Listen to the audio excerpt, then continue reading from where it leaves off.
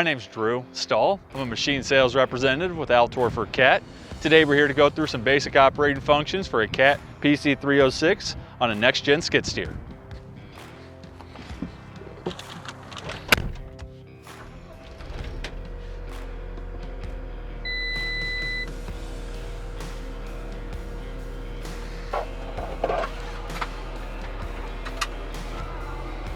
Now that we're inside the cab, first thing we're going to do is remove the parking brake.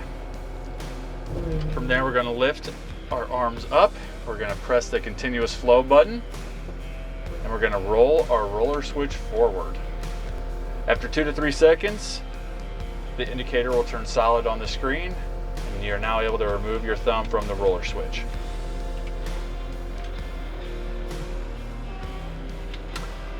The machine is set up with independent self-leveling shoes.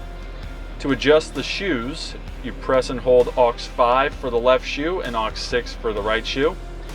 While pressing that, you either press aux 4 or aux 3 to raise or lower the shoe.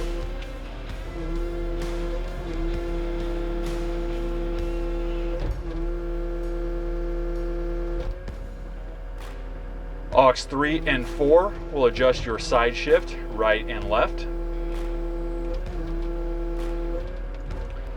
To adjust the tilt of the mill, you press and hold aux 7, which is your left hand trigger finger, while simultaneously pressing aux 4 and aux 3.